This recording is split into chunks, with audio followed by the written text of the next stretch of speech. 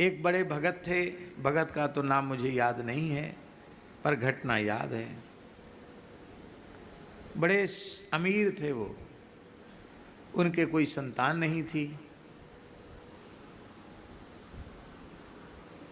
नारायण।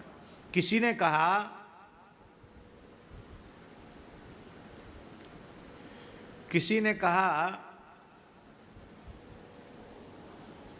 कि चित्रकूट में एक महात्मा रहते हैं, बहुत बढ़िया से भजन करते हैं, सिद्ध महात्मा हैं, वो यदि आशीर्वाद दे दें तो तुम्हारी संतान हो सकती है। तो भैया जी वो जो बहुत बड़ा अमीर सेठ था, वो उस जमाने में खोजते खोजते जंगल में श्री पंजाबी भगवान के पास चला गया। पंजाबी भगवान सिद्ध पुरुष थे, हमने भी उनको एक कथा सुनाई है। आप थे उस कथा में? जया जी थे? आप नहीं थे। सिद्ध पुरुष थे पंजाबी भगवान, बड़ा दिव्य गौर स्वरूप था। वृद्धावस्था में इतने सुंदर लगते थे, अपने बालक अवस्था में कितने सुंदर रहे होंगे। हमने तो संतों से सुना कि बचपन में उनको श्री रघुनाथ जी का स्वरूप भी अयोध्या जी में उनको स्वरूप के रूप में गोला घाट पर उनको राम जी बनाया जाता था, और जानकी जी किसको बनाया जाता है? हमने सुना है, भगवान जाने सत्य सत्य, कि पंजाबी भगवान को राम जी का स्वरूप बनाया जाता था, और श्री सुदामा दास जी बालक थे, उनको जानकी जी का स्वरूप बनाया जाता। सुदामा दास जी महाराज को जानकी जी का स्वरूप और पंजाबी भगवान को राम जी का स्वरूप। खूब लाडला। पंजाबी भगवान की भी बड़ी आयु थी, बड़ी आयु, और बड़े तपस्वी थे। मंत्रराज तो एकदम मंत्र राजमय हो गए थे क्या। तो पंजाबी भगवान बड़े सिद्ध पुरुष थे। आज भी उनकी गुफा है, अब तो थोड़ा गुफा को बदल दिया है। पहले जो प्राकृतिक गुफा थी उसका हमने दर्शन किया, उसमें हम बैठे। सत्संग में पूज्य पंजाबी भगवान की ऐसी निष्ठा थी कि 2 समय कथा होती थी हमारी, संगीत तो था ही नहीं। तो पंजाबी भगवान जैसे 9 बजे से कथा होनी है, वो 8:30 बजे आकर बैठ जाते थे, और अति वृद्ध होने पर भी ऊपर न बैठ के नीचे, जैसे पूज्य श्री ब्रज बिहारी दास जी बैठे ऐसे ही बैठ जाते हैं।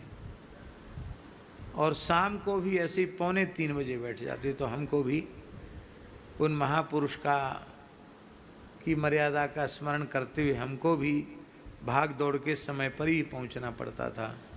5-7 मिनट पहले ही पहुंच जाते थे। अब वो कहते आप अपने समय से आया करें, राम जी आप अपने समय से। श्रोता का कर्तव्य है कि वक्ता के आने के पहले आकर बैठे प्रतीक्षा करें।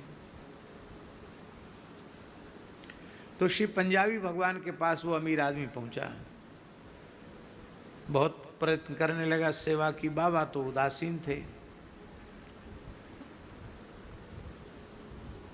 अंत में बाबा ने एक बार उससे पूछा कि भाई क्या बात है, बार बार क्यों आते हो यहाँ, क्या बात है, कोई काम है तुम्हारा? बोले महाराज, सिठानी बोली महाराज कोई आप जैसा कोई संस्कारवान पुत्र हो जाए, बस कोख हमारी सफल हो जाए। तो बाबा हंसे, बोले हम अपने जैसा खोज के कहाँ लाएंगे, हमसे बढ़िया कोई मिलेगा नहीं। तो आके उठे और उठ के उनकी भक्तानी की गोद में बैठ गए। बोले लो अब तुम्हारी गोद आ गए, अब हो गया।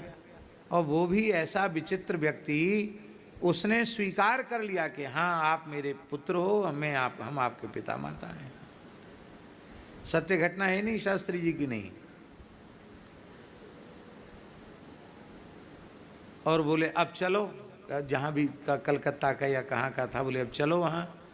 बोले देखो तुम्हारे मन में केवल इच्छा थी कि हमारी गोद सूनी है, तो हमने बैठ करके तुम्हारी गोद को भर दिया। अब ये मत चक्कर में डालो कि वहाँ चलो, हमको कुछ चाहिए थोड़ा ही तुमसे, कुछ नहीं चाहिए।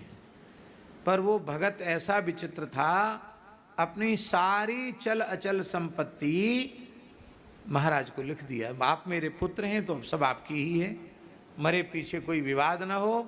चल अचल सारी संपत्ति पंजाबी भगवान को दे दी।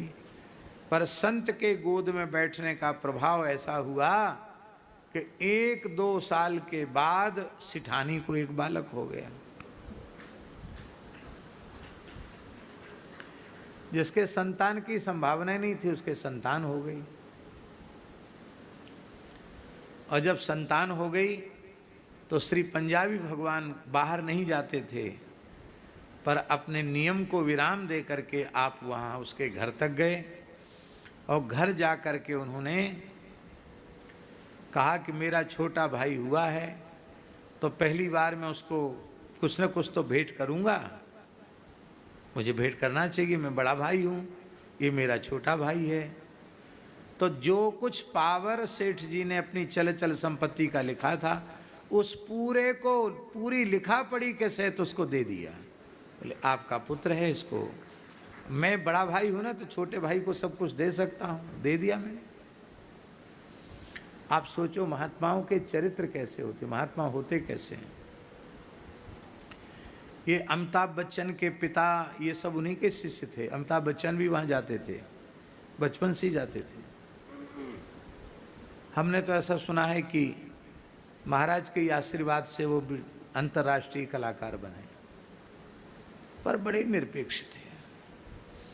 जब मन होता तब गंगोत्री चले जाते, हिमालय चले जाते, उस अवस्था में भी भजन करने के लिए, और जब मन होता तो काशी चले जाते। अंत में काशीवास प्राप्त किया उन्होंने। हैं?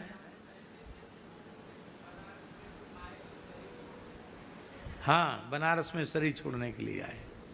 वहीं बोले जहाँ तुलसीदास जी ने शरीर छोड़ा वहीं शरीर छोड़ेंगे। 80 घाट पर ही शरीर छोड़ा।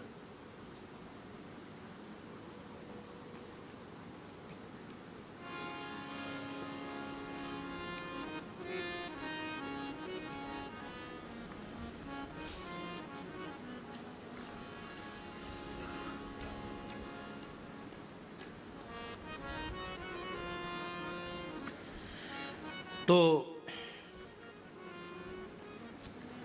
यह है महर्षि भारद्वाज। महर्षि भारद्वाज को पुत्र के रूप में स्वीकार किया। यह है निष्काम कर्मयोग की परिपक्वावस्था, जहां अपने पुत्र के प्रति ममता नहीं है। यदि वह प्रजा पालन के योग्य नहीं है तो बोले ये हम इनका हैं?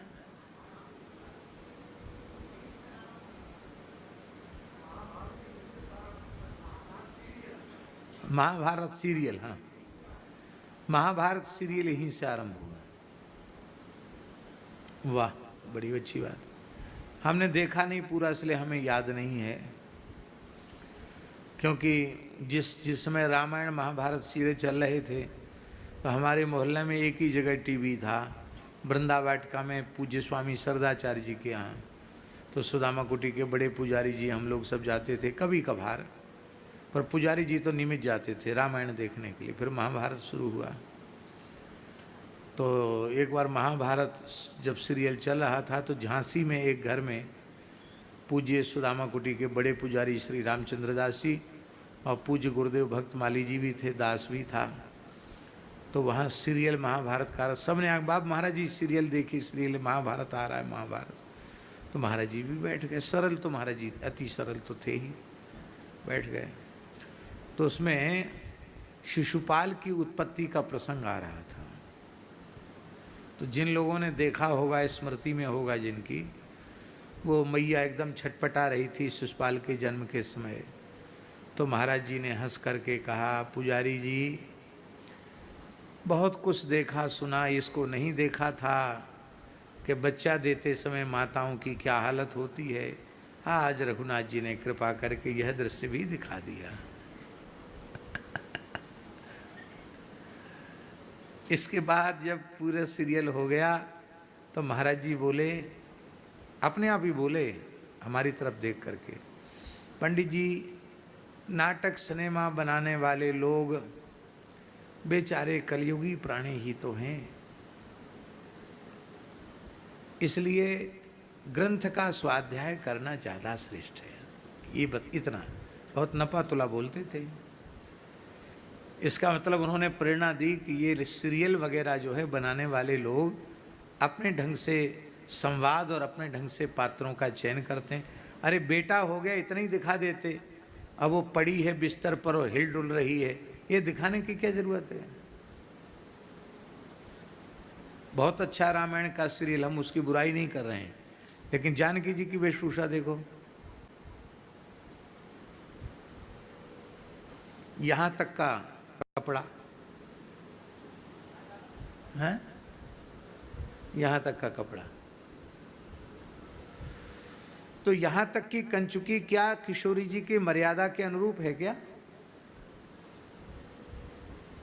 खुला सिर क्या किशोरी जी की मर्यादा के अनुरूप है क्या?